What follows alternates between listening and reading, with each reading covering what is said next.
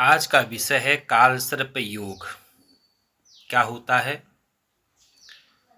कैसे होता है और सर्प और कालसर्प योग का क्या संबंध है। आदित्य ज्योतिष अध्यात्म ज्ञान यूट्यूब चैनल को सब्सक्राइब करें और हमारी वीडियो यदि आपको अच्छी लगती हैं तो लाइक और शेयर करें। आज हम ज्योतिष के ज्ञान के विषय में एक महत्वपूर्ण विषय लेकर के आए हैं, कालसर्प योग। कुंडली में 12 प्रकार का होता है। पहले भाव से अनंत नामक कालसर्प योग बनता है, दूसरे भाव से कुलिक नामक कालसर्प योग बनता है। इसी प्रकार से यह 12 भावों से राहु और केतु के माध्यम से कालसर्प योग का निर्माण होता है। और राहु और केतु के बीच में जब सभी ग्रह आ जाते हैं तो इस प्रकार से कालसर्प योग का निर्माण होता है। वो आप देखते रहिए। कालसर्प योग किसे कहते हैं? कालसर्प योग का सर्प से संबंध, इस विषय पर आज हम चर्चा करने वाले हैं। जन्म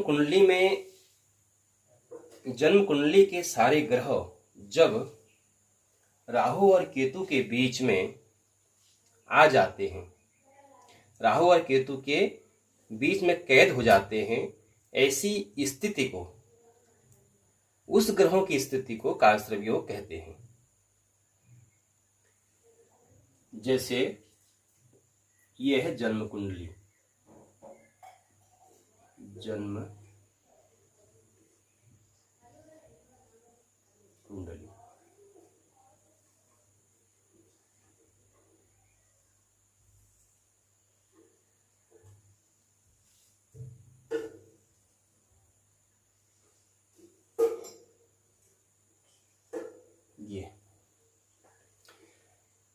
ये पहला भाव है, ये दूसरा भाव है, ये तीसरा भाव है, ये चौथा भाव, ये पांचवा भाव, ये छठा भाव होता है, ये सातवां भाव होता है, ये आठवां भाव होता है, ये नवम भाव होता है, ये दसम भाव होता है, यह 11वां भाव होता है और यह 12वां भाव होता है। जो ये पहला भाव है इसे लग्न भाव भी कहते हैं। माना राहु यहां पर हो और केतु यहां हो। राहु केतु जन्म कुंडली में एक दूसरे से सप्तम स्थान पर होते हैं। 1 2 3 4 5 6 7। तो जब सूर्य चंद्र आदि सभी ग्रह इस साइड आ जाएं, ये वाला भाग खाली हो, सभी ग्रह जब इस भाव में इस साइड आ जाएं, राहु केतु के बीच, ये राहु है, ये सब बीच में और केतु है, राहु और केतु के बीच में आ जाएं, तब कालसर्प योग बनता है। या ये सभी ग्रह इधर आ जाएं, सभी ग्रह इधर आ जाएं, सूर्य चंद्र मंगल बुध गुरु राहु केतु के बीच में ये आगे, तो तब भी कालसर्प योग बनता है। कभी कभी कोई ग्रह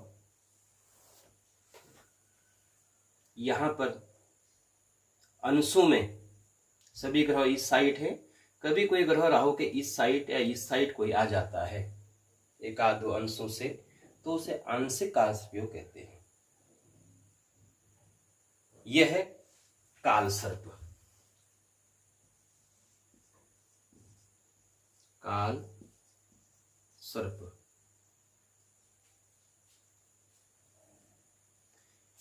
कालसर्प राहु को कालसर्प का मुख माना जाता है। राहु को सर्प का मुख माना जाता है और केतु को सांप का पुच्छ माना जाता है।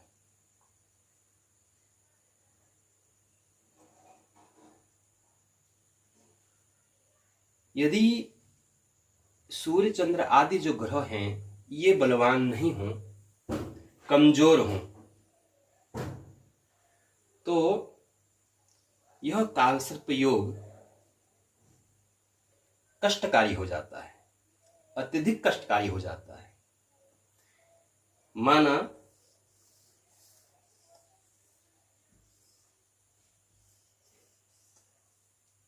राहु यहां हो और केतु यहां हो,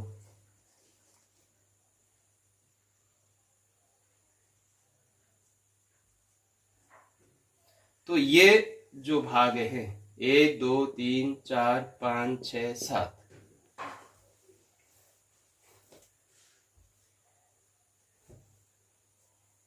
ये हम आपको बताएंगे कि कौन सा कालसर्प योग बन रहा है। यदि राहु पहले भाव में होता है और केतु 7वें भाव में होता है तो इस कालसर्प योग को कौन सा योग कहते हैं, और जब राहु द्वितीय भाव में होता है तो यह कौन सा कालसर्प योग बनता है। जब राहु तृतीय भाव से होकर के इस योग बनाता है तो इसे कौन सा कालसर्प योग कहते हैं, ये हम आपको आगे बताएंगे। तो ज्योतिष शास्त्र में इस योग के प्रति समानतः अशुभ फल सूचक इस योग को माना गया है। कालसर्प योग का सर्प से संबंध हमारी जो भारतीय संस्कृति से अन्य संबंध है इस सर्प का। एक बार ऋषि महर्षि सुषुप्त ने भगवान धन्वंतरी जी से पूछा कि हे भगवान, सर्पों की संख्या और उनके भेद बताने की कृपा करें। तो तब सुषुप्त जी ने के वचनों को सुन करके, जो वैद्यों में उत्तम हैं धन्वंतरी जी महाराज, देवताओं के वैद्य हैं, उन्होंने कहा कि जो वासुकी जिनमें श्रेष्ठ हैं ऐसे तक्षक आदि जो सांप हैं इनकी संख्या असंख्य संख्या है, और ये जो सर्प होते हैं ये अंतरिक्ष और पातालोक के वासी होते हैं। लेकिन जो पृथ्वी पर पाए जाते हैं, जो सर्प जो पृथ्वी पर पाए जाते हैं उनकी वो 80 प्रकार के होते हैं, 80 प्रकार के होते हैं।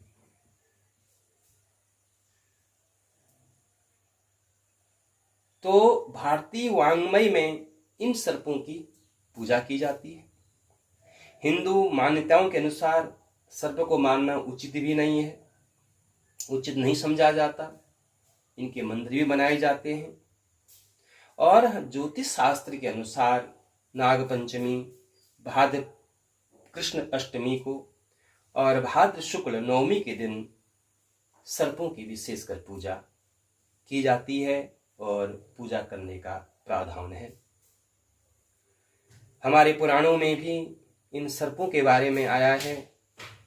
शांताकारम भुजग शयनम, भुजग सर्प के ऊपर भगवान शयन कर रहे हैं। ये शेष नाग जो सर्प हैं भगवान उसके ऊपर शयन करते हैं, और इन सर्पों को देव योनि के प्राणी माना गया है। जब हम मकान बनाते हैं, भवन निर्माण करते हैं, तो जब नींव में रखने के लिए भी सर्प की पूजा की जाती है। वास्तु पूजन के समय नीचे तो वहाँ सर्प का जोड़ा रखा जाता है, और हमारे धर्म ग्रंथों में, वेदों में भी सर्पों के अनेक प्रकार के मंत्र प्राप्त होते हैं। सौनक ऋषि जी कहते हैं, उनके अनुसार कि जब मनुष्य की धन पर अत्यधिक आसक्ति हो जाती है, तो जब वह इस संसार से जाता है तो बाद में सर्प बन करके उसके ऊपर अपना डेरा डाल देता है। नागवत का इसलिए नाग की हत्या इस जन्म और जन्मांतर तक पीछा नहीं छोड़ती।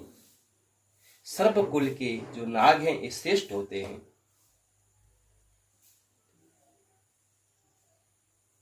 और इन नाग वध के कारण, सर्पों के वध के कारण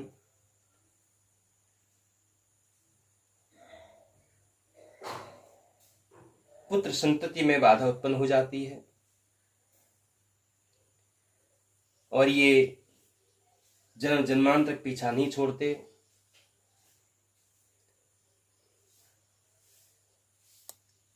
शास्त्रों में सर्प को काल का पर्याय कहा गया है। काल स्वयं उत्पन्न हुआ है, किसी ने इसको उत्पन्न नहीं किया। काल आदि मध्य अंत एवं विनाश से रहित है और मनुष्यों का जीवन और मरण इस काल के अधीन में है। काल के अधीन में है।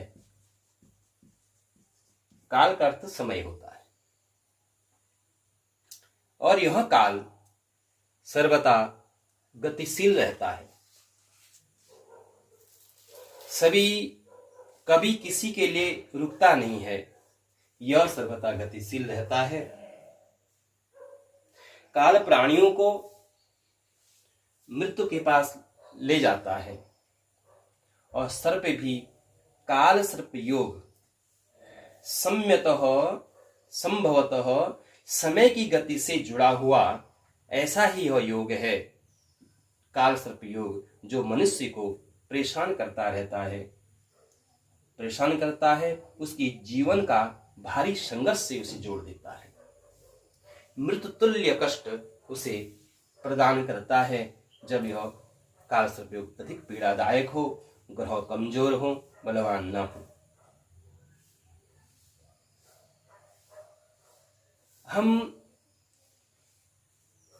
इस काल सर्प योग के बारे में बहुत चर्चित है। यह काल सर्प योग मूलतः कुछ कहा तो नहीं जा सकता कि यह कहां से आया है, फलित ज्योतिष में इसकी शुरुआत कहां से हुई, इसके प्रवर्तक कौन थे, इसके आचार्य कौन थे, काल सर्प योग का प्रभाव होता भी है या नहीं होता।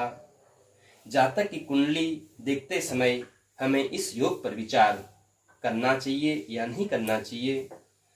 ये सभी प्रश्न एक ज्योतिषी प्रेमी जिज्ञासु के सामने उपस्थित होते रहते हैं, जिसका समाधान आज हम वैज्ञानिक युग में नितांत अनिवार्य है। इसी विषय पर आज हम चर्चा कर रहे हैं कि इस काल सर्प योग से कुंडली में क्या प्रभाव पड़ता है। हाँ, इस काल सर्प योग का प्रभाव पड़ता है। ऐसे कई उदाहरण हैं जिनका इन काल सर्प योग का निवारण करने के पश्चात उन्हें फायदा हुआ है, लाभ हुआ है। इसी विषय पर हम आगे चर्चा करेंगे। आदित्य ज्योतिष अध्यात्म ज्ञान हमारा यह यूट्यूब चैनल को आप सब्सक्राइब करें, हमारी वीडियो को शेयर करें। हम इसी प्रकार के ग्रंथ पुराणों से संबंधित ज्योतिष आदि जो ज्ञान की बातें हैं उन्हें जन कल्याणार्थ बताते रहते हैं। धन्यवाद।